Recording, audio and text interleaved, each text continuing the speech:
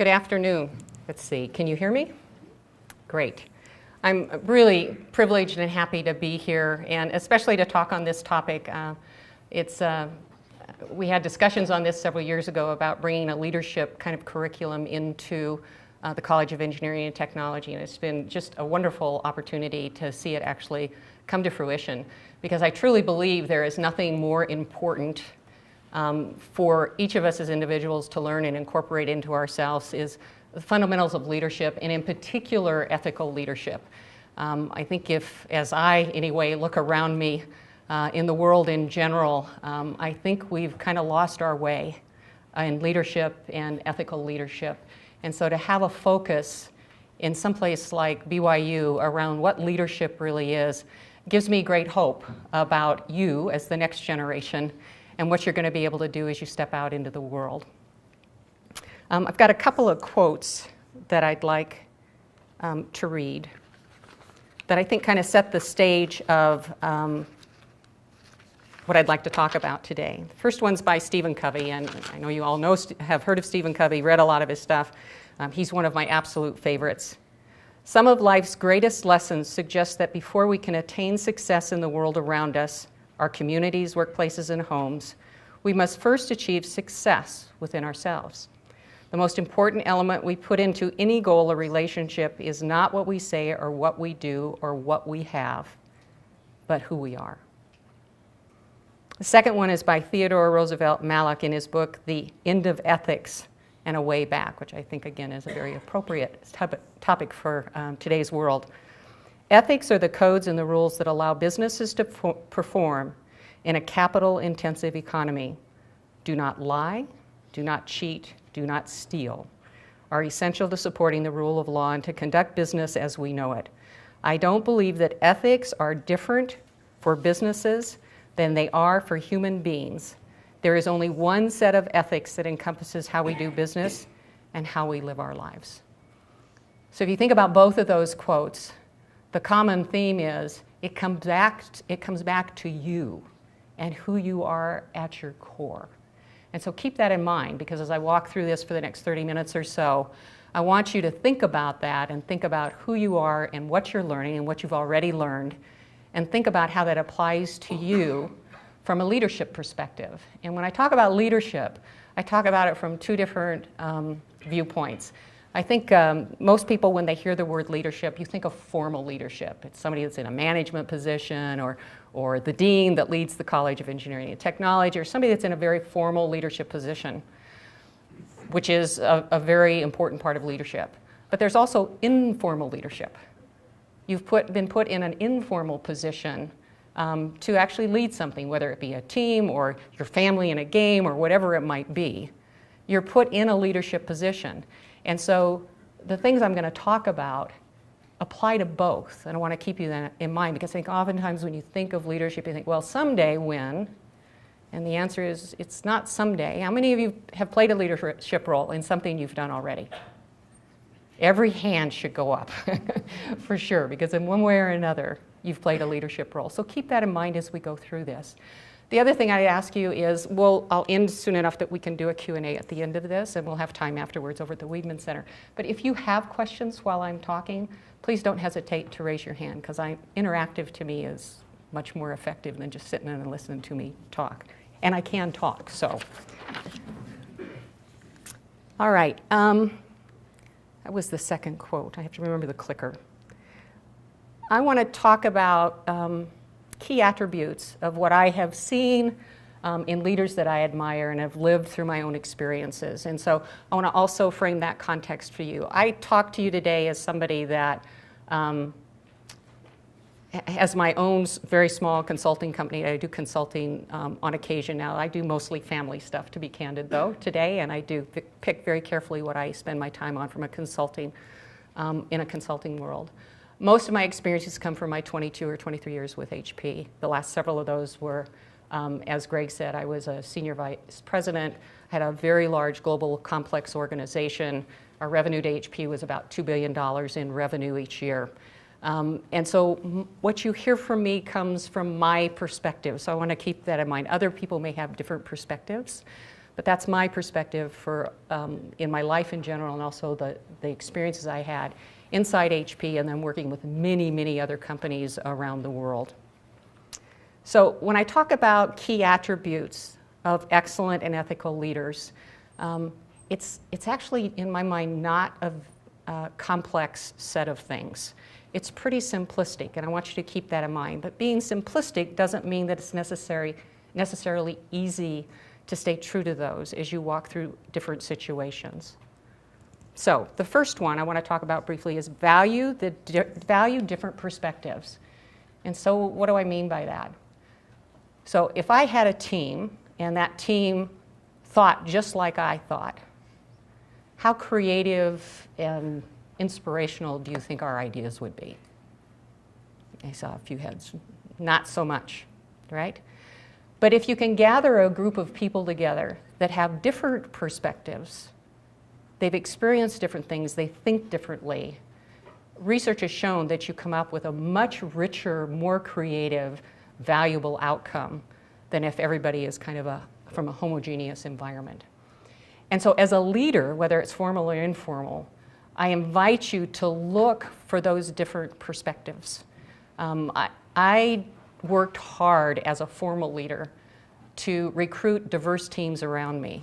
And I will tell you, it's not a trivial thing to manage those diverse teams because they're all diverse and they all think about things differently, and you're kind of at it all the time. But if you can learn how to lead and coalesce that energy and that creativity, the outcome is unbelievable. It's incredibly fun. But that ability to look at, hear, and learn from different perspectives is very important. I'm an extrovert. You ask my husband, he'll tell you he's a major introvert. And so Doug Clifford's sitting here and he goes, yep, I know these two. That's exactly right. And so I had to learn, what an extrovert oftentimes in my case means is you have a thought in your head and it kind of instantaneously comes out of your mouth, which is not necessarily a good thing when you're in a leadership role. So I really had to learn over time that when I was in a conversation and I felt myself getting anxious and thinking like, what could this person be thinking? They're like from Mars. I don't have a clue how they could be thinking that. Rather than the output device happening, I literally trained myself for several years when I started getting those feelings to say to myself, shut up. Shut up and listen. And when I learned to do that, it was remarkable how much I actually learned and heard from those around me. And so I invite you to think about that and really try and incorporate that ability to seek and integrate diverse perspectives. The second area is attribute is being trustworthy. And I think in general, most of us think, well, how hard can that be? And I will tell you that at times it can be very, very hard. How many times in your own life have you been in a situation where you've said, just a little white lie won't hurt. It's for the good of that person. Or just this one time, it's not going to hurt anything. And that's, and sometimes that stuff happens. But I'm here to tell you that for a leader to be able to be perceived and known, to be trustworthy, has significant impact on who you are as an individual and the kind of leadership you can perform in an organization or a team. What I've seen happen over the years is you'll see people that, I think most of it have what I call true north. And so you have this internal compass that goes back to the core of who you are. That's all about your values and your ethics. And you should stay true to that. But little things happen that can divert you slightly off course of true north. And as those things happen, believe it or not, true north for you gets skewed a little bit. And incrementally, that can happen to the point where your true north now is way off track of what real true north is. The analogy I give to that is, and I'm sure most of you have heard it, but if you have a pot of water and it's hot and boiling and you take a poor little frog and you throw him in the pot of water, what happens to him? He jumps out, right? He goes, oh my gosh, that's like unbelievably bad. I'm going to get out of here. If you have the same pot of water, but you put it in nice, lukewarm, comfortable temperature, and you throw this cute little frog into it, what does the frog do? He stays put because he's really happy in that environment. And so you can slowly turn up the heat. And what happens before he's aware? He's cooked. And so that's the slow progression of how you lose your true north without even realizing you've lost your true north. Typically is not a step function thing because you get that, oh my gosh, this is boiling water, I have to get out of here. It is more of slowly but surely you move off. So what happens if somebody you know does something that loses your trust in them? What happens?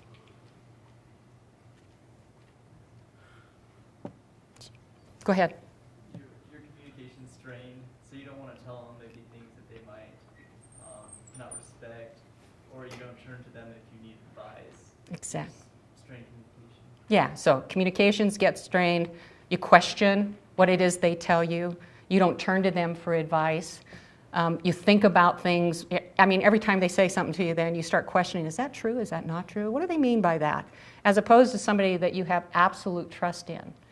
And so there's a piece of this around leadership that comes from just kind of a core values perspective. But I want to tell you, there's a piece around leadership and being trustworthy that gets down to the basic fundamentals of business success.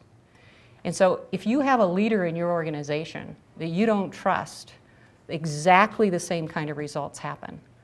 Something comes down from that leader, they tell you something, or you're moving in this direction, you start doubting where they're coming from, you take time to analyze what did they really mean by that, why are we doing that?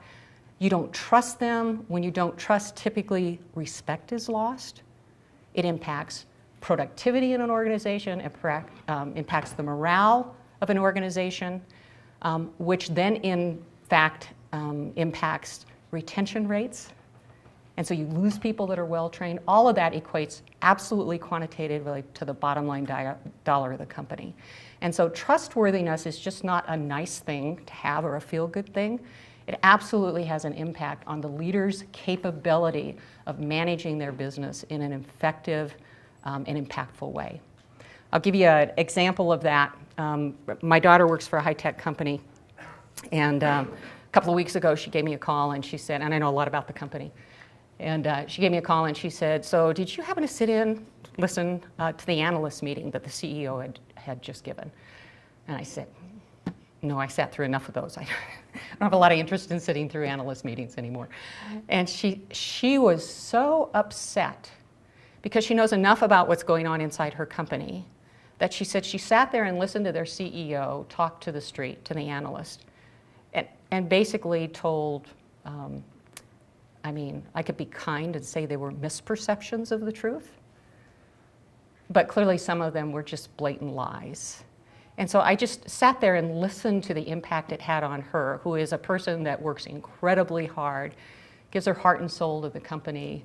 And she got off of that analyst report meeting and was basically like, I don't know what I'm doing here. If that's the leadership, and I can't trust them. And she's gone through this full cycle now about why am I here? Next time they tell me something, I don't know if I can believe them or not. And so it's a classic example of how something that probably could be justified in the CEO's mind of, I got to keep the stock prices up and we're going to get there eventually, but really was a far stretch from the truth, how it impacts the overall business. So trustworthiness, or a leader being trustworthy, is critically important. The next one is, again, another simple concept, which is about being respectful. I think we've lost a lot of respect in the world today, in general, in the way we interact with one another.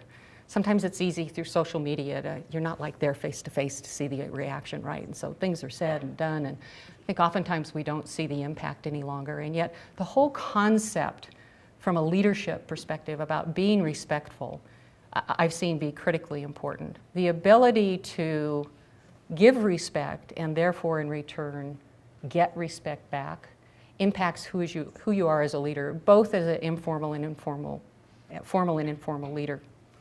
To be respectful means choosing the way in which you choose to say things. So I oftentimes will say, I'm not necessarily going to waver from what my position is or what my thoughts are, but I will oftentimes think very carefully about the way in which I choose to talk about those thoughts.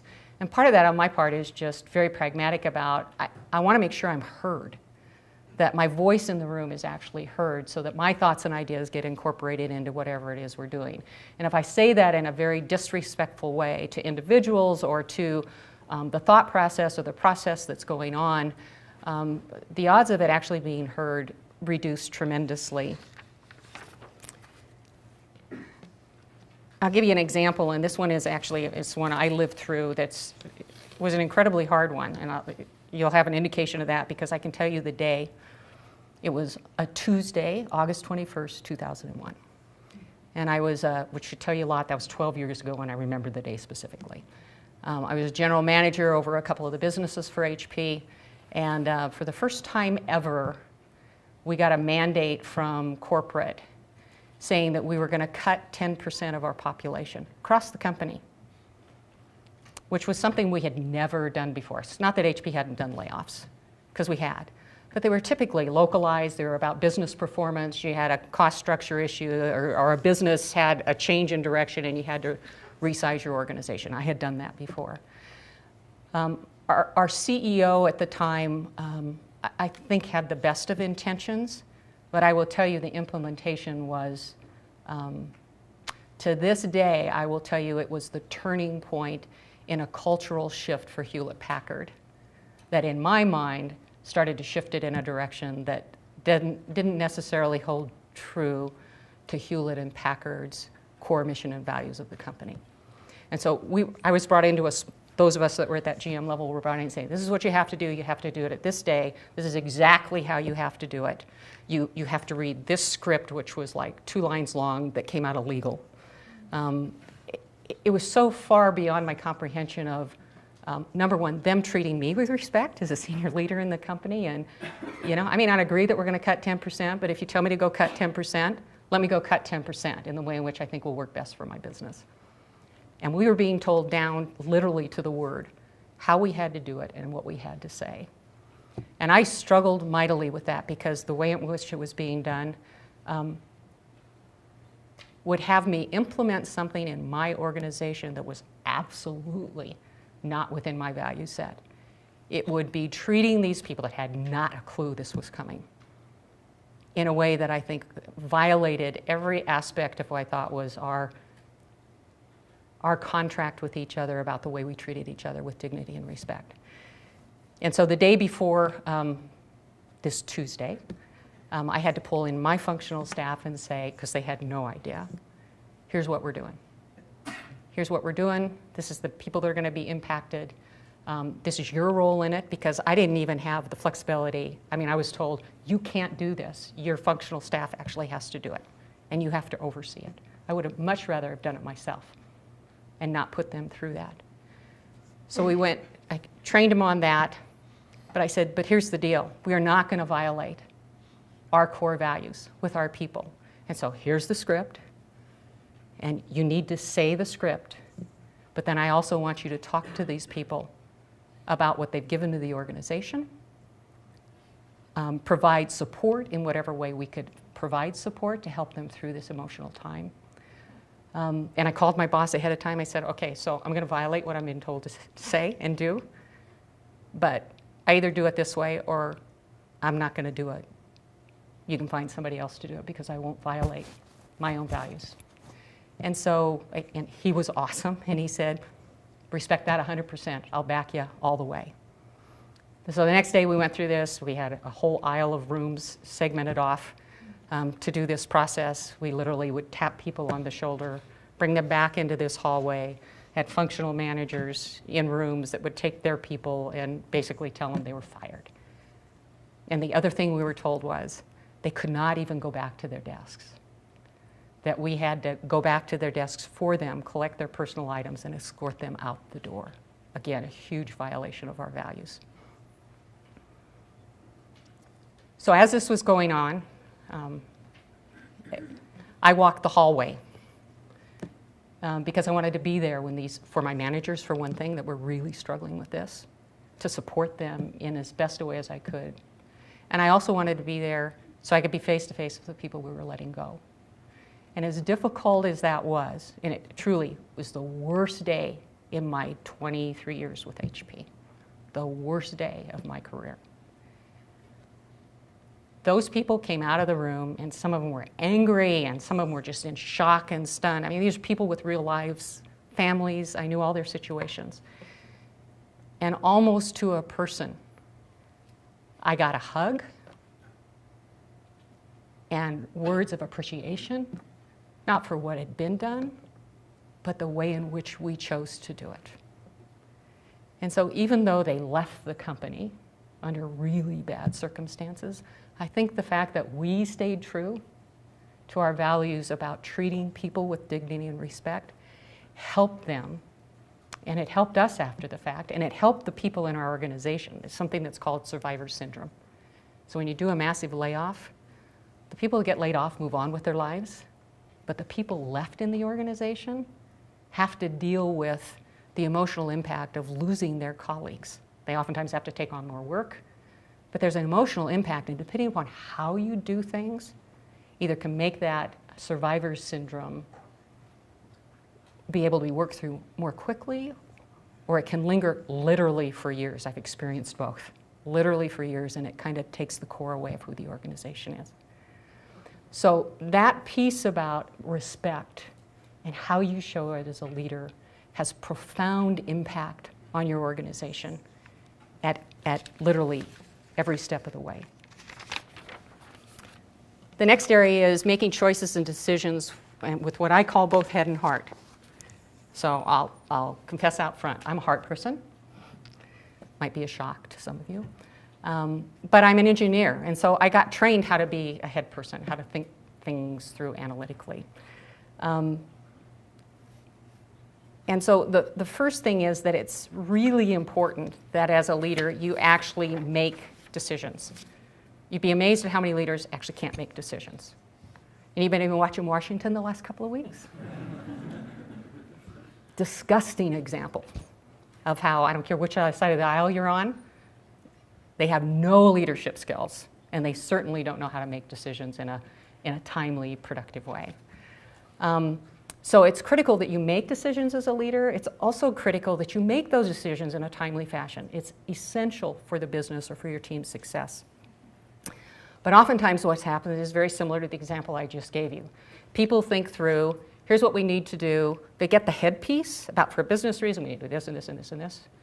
And they can come to that decision, but they oftentimes don't think about how are we going to implement those decisions. And that's where I say head and heart.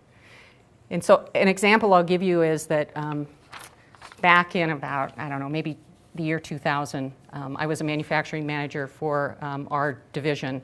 And our general manager came in and pulled me in his office one day and he said, cubicle, we don't have offices, cubicle, and said, so I've taken another job. This was a Thursday. And again, I remember things like that when they have huge impact on me. So it was a Thursday, and he said, I'm taking another job. I'm going to be gone next Tuesday. And he said, I want you to come in as acting GM. And I'm like, I am no more qualified to be a general manager at this point in time in my career than I am to fly. And so I'm like, can't do that. I'll tank the business, and I had all kinds of concerns. And I mean, he's real candid with me. He goes, look around the staff, Mary. He said, you're the person that needs to do it. And I was appreciative of his confidence in me. And he said, go ahead and think about it, but I need you to know at 9 o'clock tomorrow morning, our next manager up is going to come in and announce that I'm leaving and that you're the acting GM. So you didn't have too much time to think about it. And I'm like, and I realized that there were issues, more than he did, there were issues with the business. And although we were at the top of our game in the industry, number one, across the board, I could see some stuff that was happening from some foreign competitors that were coming in that was going to really dramatically change our business. So I did reluctantly, but I stepped into that role. And the gentleman that was then became my boss was actually a really good guy. And we talked through things, and I had indicated I think we've got some serious issues. And so he brought in a consulting company to work with me, which was great. I don't know how many of you have heard of McKinsey. They're a great high-powered consulting company. But my experience in working with them over several years is they're all about the head, right? They are amazing data and analytical hounds. I just huge respect for them in that regard. And so they had this team that came in. We worked with a core team of mine out of the business, content experts out of the business, to really analyze strategy and processes and structure and the whole thing.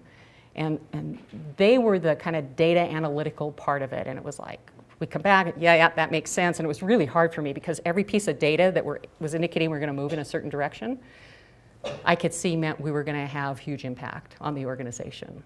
We were all internally designed. Our core value was made in the USA. That's when we actually did manufacturing in the USA. All designed in the USA right there in our little building in Greeley, Colorado. And because of the competitive nature of the business, we're going to have to change that dramatically. Some people in R&D were going to lose their jobs, was what has been the first time ever. And so we got to the point about 8 weeks into this analysis, and it was very clear business-wise what needed to be done. And so the McKinsey guys are like, so go do it. And I'm like, wait. We need to talk about how we're going to do this. I agree, this is what we need to do. We've come to this conclusion together jointly as a team. And they were ready, like, tomorrow, go implement this. And I'm like, no. We have to figure out how we're going to do this so we stay true to who we are as an organization. And it was an interesting couple of weeks after that, and us going back and forth. And you know, who was I? I was just this green GM. I mean, I was as good as a manufacturing manager, but a whole business manager, I was like, "Wah." But I stood my ground because what they were wanting me to do, and not what, but the way in which they wanted me to do it, was not right. I had to put my heart back in to go with what we had figured out from a head and analytical perspective to make sure we stayed true to the organization. And so ultimately that's what we did, and we did it. It was hard, it was difficult, lots of learnings along the way. But it was interesting to me because it was an amazing opportunity for me to learn from them about the head piece. But it turns out that I worked with this team multiple times in different positions over the years. And the way in which they approached that work after they worked with us was very different because each step after that, they thought through how the implementation would work that they had not done before. And so I encourage you in any position you're in, whether it's a formal or informal leadership position, think about not just the what needs to be done, but really think through the how it should be done. It can have huge impacts on the success or failure of what you're doing. The next attribute is courage. So I will tell you, if you haven't thought about it, it actually takes tremendous courage to be a strong ethical leader. How many times have you been in a situation, I know I have been, where you know something's going on that isn't quite right? And do you always stand up and kind of say, this isn't right?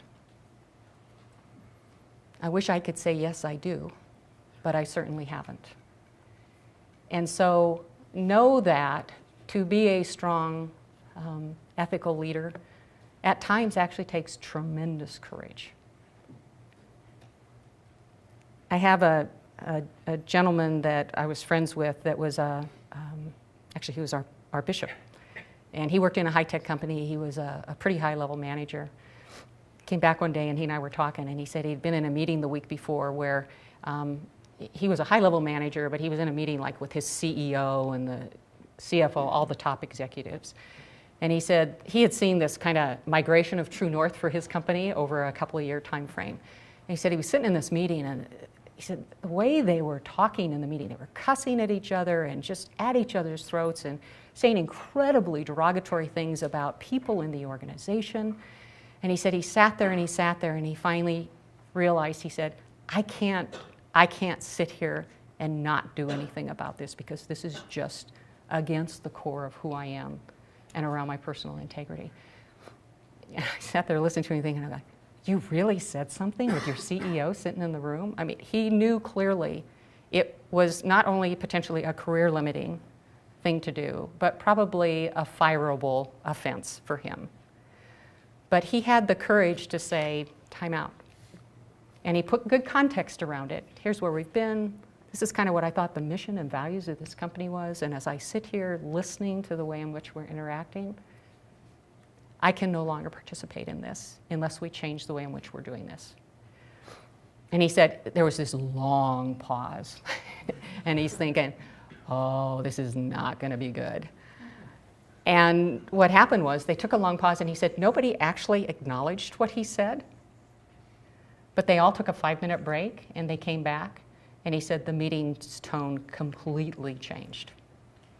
And so the amount of courage, having sat in those kind of meetings before, the amount of courage it took for him to stand up for what he thought was not just his own personal values and ethics, but truly what the company had stood for forever, and be able to say, what are we doing here? And I can no longer participate in this if it's going to continue down this path. Took tremendous courage. So again, I invite you when you're in those moments, and hopefully nothing as dramatic as that happens to you, but even in small instances, when you know things aren't going right, find your voice. Find the courage to stand up and say, this is not the way it should be. Courage is a very important part of leadership, and in particular, ethical leadership. The last thing I want to talk about briefly is humility and intense professional will. This is last on the list, but to me, this is actually the most important. Humility to me is one of the key things that I've seen over the years that really is a key attribute of what I've seen to be the most powerful leaders I've had the privilege to work or associate with. Jim Collins, who hopefully some of you heard of, he's a research company, wrote the book Good to Great. Back in the late 90s, was commissioned to do a research project, his research company research project, to find out how many companies out there had actually been able to go from a good status to a great status. And the greatness was actually, there's all kinds of metrics around it, their performance and multiple other things. And the way they defined that was not only the metrics, but that they had gone from performing good to really great and then sustaining that greatness for 15 years. So it wasn't a blip on the radar. This was something that was magic in that company that worked. The other things they were told to do was just ignore the CEOs. There's too much hype about charismatic CEOs, and so you can't think or integrate CEO into this. And so they went off and they actually looked at a little over 1,400 Fortune 500 companies over the course of some years. And out of that 1,400, 11 emerged as these companies that have been able to go from good to great. But they came back and they said, okay, so we've done it, here's the information, and there's other levels of what made it. But they said the 5th level is what they call this, the level 5 leadership, is all about the CEO. And 2 qualities that they all had, and they were qualities that combined together. And one was tremendous personal humility, coupled with this intense professional will. And that will was around always trying to do things better, always trying to achieve the next level of what it is this group of people, this company is capable of doing. And they just had this huge will to do that. And the humility came in that they would, whenever things went wrong, they would accept personal responsibility for that. And whenever things went really well, they would give the credit back to their teams. And so I've seen this over and over again. And I will tell you, this humility piece is the Achilles heels, if you lose it, of being a good leader or a really bad leader. So I had the great privilege over the years, several years with HP, to work for the gentleman that led the imaging and printing group. Vijay Joshi is his name. Vijay we call him because it's a hard name to get off your tongue. IPG at the time was almost a $30 billion part of HP, Fortune 50 company unto itself if it was a standalone. He was the smartest, most visionary, quick thinker, engineer to the core, individual I've ever had the privilege and pleasure of working for and with for years. All of us on his staff always said we had to run really, really hard and fast just to keep up with his shadow. He always was looking for the next best way to do things. Ooh, I just unplugged something. I hope that wasn't something important. And at the same time, he is probably the most humble person I've ever had the joy to be around. He was always out walking around the hallways, talking to everybody in the organization. It didn't matter what their position or level was. He was seeking to understand, what's your viewpoint about? What do you think about that? Now, Vijay was a fast thinker as well, so oftentimes he'd come back in with like 6,000 ideas to the staff about, I want to go do this. And it's like, wait. We can only do like 3 of the 6,000. So we'd have to filter what he was doing. But he was a true listener. He was a true learner. He had immense respect for the individuals, independent of their position, inside and outside of the organization. And he is by far, even today, the best example I have of a leader in an organization that exhibits all of these characteristics and attributes, but in particular, this piece about humility. So I ask you to think about that. I ask you to think about, as you grow and learn different things, that any time you start thinking, I already know this stuff, or how hard can this be? That should be a huge red flag to you that somehow you're losing this perspective of humility. And step back a little bit and get the broader view and really think about how much you have left to learn. My whole life, in fact, the older I get and the more I know I don't know. And I think that's a very good thing to realize in your life. Let me close with this. I've been reading, since I don't live around here, I've read recently something that I think is one of the best examples of strong ethical leadership that I've seen. And it happened right here with Coach Mendenhall. I think recently there was an incident and you had a football player that something happened, and Coach Mendenhall had to make a tough decision about benching that person and some consequences to some behavior around that. And in some ways that decision probably was easy for him because he's very clear on what those ethical boundaries are. In other ways, there's immense pressure about athletics and winning and all of that stuff, so it couldn't have been an easy decision. So I was not only impressed with he made the right decision, right ethical decision, but then everything I read said also he then put a support structure around that individual to help him work through the ramifications of what had happened, his responsibility in that, and how he could move through it to actually learn from it and come out on the other side, hopefully stronger. To me, that epitomizes what a good, strong, ethical leader should be.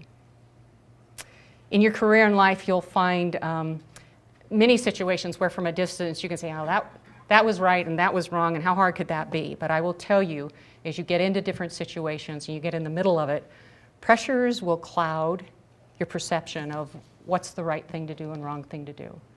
It could be financial gain for you or a position you really want or one of a multitude of other things. And it can and will at times cloud your thinking about what is right and what is wrong. I ask you why you're here. This is an incredibly unique environment here at BYU. Do all you can to grow and strengthen the core of who you are. Because that core, as those first quotes talked about, that core is what's going to sustain you in your leadership roles and ethical leadership roles out there. The stronger that core is, the easier it's going to be for you to be able to discern what true north is for you in the environment you're in. I can look around the world today, and I will tell you I can get really depressed because I think it lacks leadership in general and lacks ethical leadership. And yet, every time I come here and interact with the students, I have great hope because you're the next generation. And I think what you're building around yourselves and your own strong values and your core of who you are and how you can take that out into the world and be strong leaders to help move True North back to where it needs to be, it gives me great hope about the impact that you can have. Get everything you can while you are here and apply that in every opportunity you have from a leadership perspective. And I think you'll be amazed at the opportunities that open up to you. Thank you.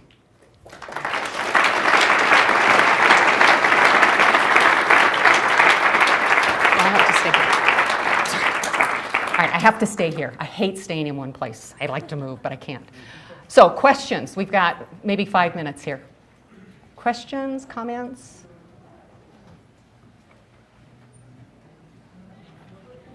Nope. Yeah. I'll start it. Okay. Would you share from your experience this idea of how humility has led to opportunities for even progression within companies? How that principle of humility can actually lead to promotion opportunities? Yeah, I think humility, one of the great concepts around humility is that if you're humble, you're always open to learning.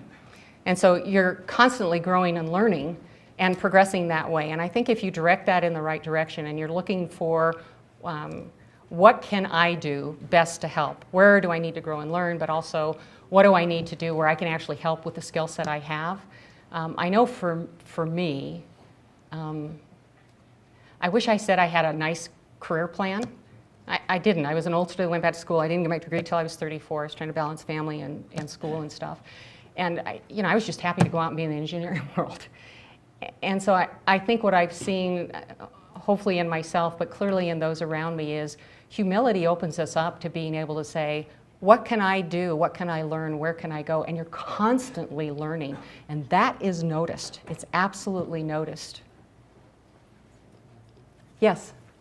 Earlier you were talking about having to be a leader with diverse teams.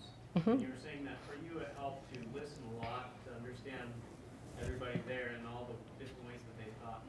Have you found any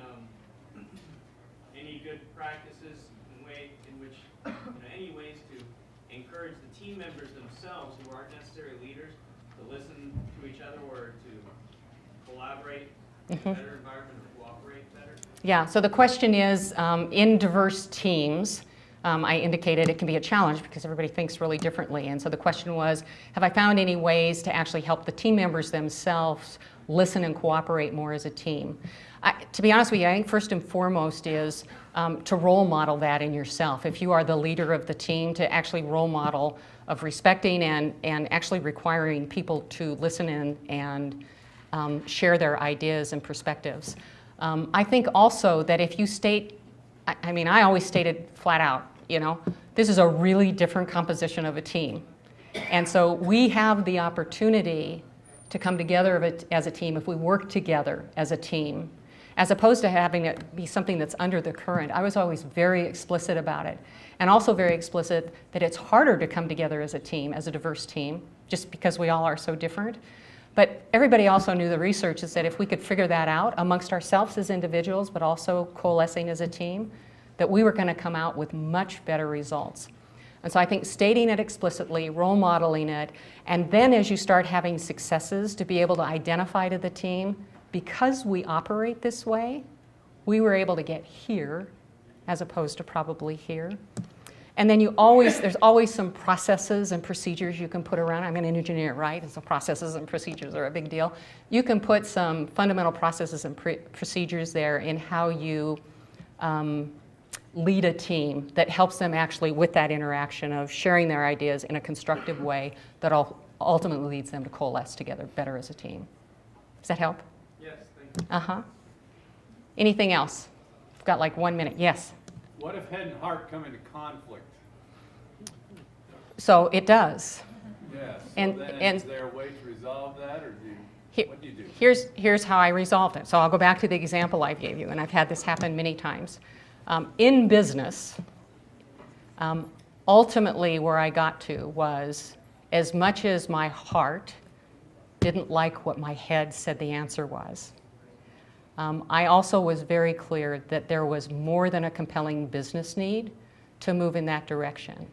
And I was maybe going to lose 15 people out of my organization of 350, as opposed to if I didn't move it in that direction, I could see within a year or 18 months, I'd lose all 350 because we wouldn't have a business left.